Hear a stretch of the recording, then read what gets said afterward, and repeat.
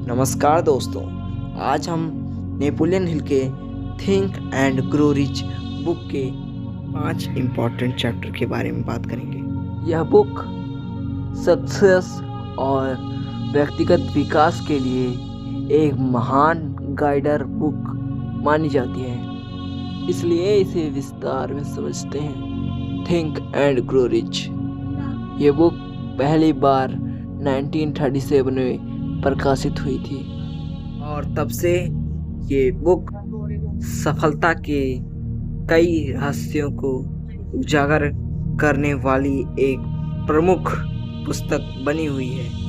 Napoleon Hill ने 500 से अधिक सक्सेसफुल व्यक्तियों के जीवन को अध्ययन किया है और उन कई रहस्यों को विस्तार से बताया है जो उन्हें सक्सेस की ऊंचाइयों पर ले गई थी। इस बुक का मेन मुद्दा है सोच। नेपोलियन हिल का मानना है हमारे विचार हमारे वास्तविकता को आकार देता है, इसलिए बुक के प्रमुख पॉइंट्स और चैप्टर्स पर नजर डालते हैं। इस बुक का पहला चैप्टर है डिजायर, मतलब इच्छा शक्ति।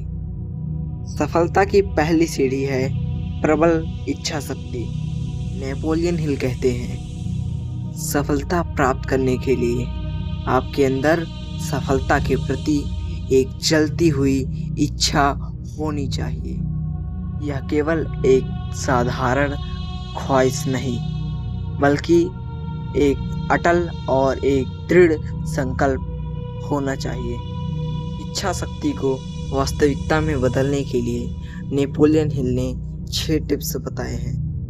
तो पहला टिप इन्होंने बताया है कि स्पष्ट रूप से जाने कि आप क्या चाहते हैं, अपनी इच्छा को पहचानें। दूसरा टिप है हमारा, ये स्पष्ट करें कि आप इसे पाने के लिए क्या त्याग कर सकते हैं। और टिप नंबर 3 इन्होंने बताया है कि एक निश्चित डेट तैयार करें कि कब आप इसे प्राप्त करना चाहते हैं।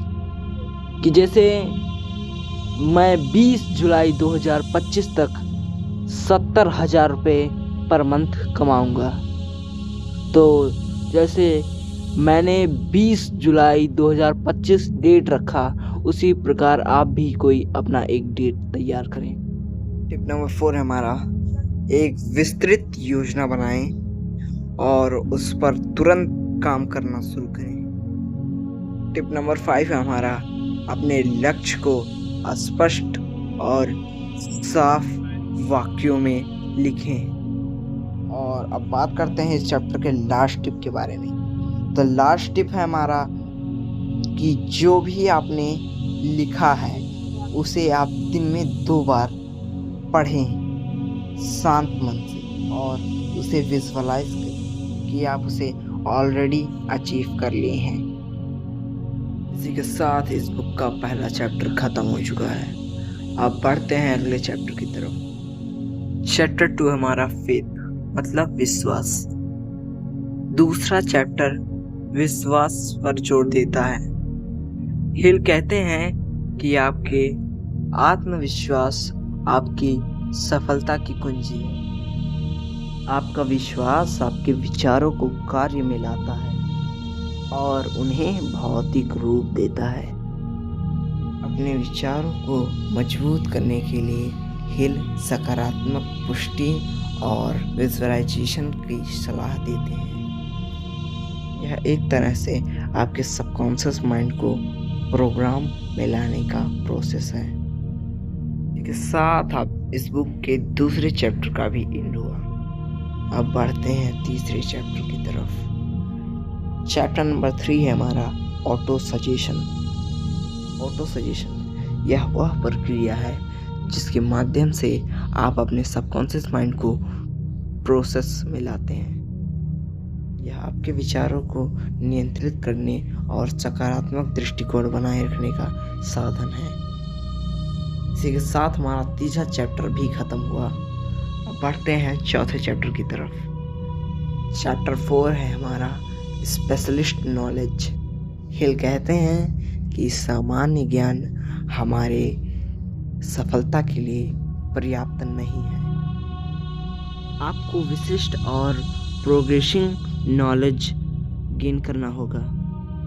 यह शिक्षा, अनुभव और लगातार सीखने से आता है।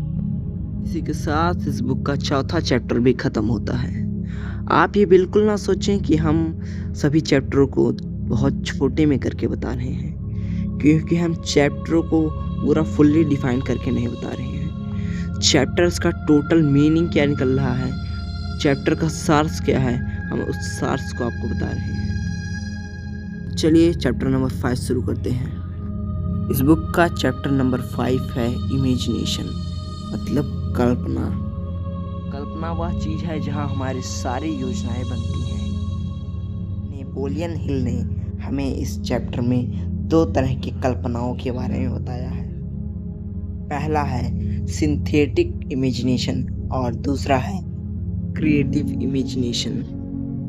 सिंथेटिक इमेजिनेशन ये मौजूदा विचारों को नए तरह से हमारे साथ जोड़ती है, जबकि क्रिएटिव इमेजिनेशन हमारे नए विचारों और आविष्कारों को जन्म देती है। इस वीडियो में हमने think and grow rich book के 5 इम्पॉर्टेंट चैप्टर के बारे में बताया है, और अगर आप इस बुक के पूरे चैप्टर के बारे में जानना चाहते हैं तो अगली वीडियो का इंतज़ार करें। Thank you.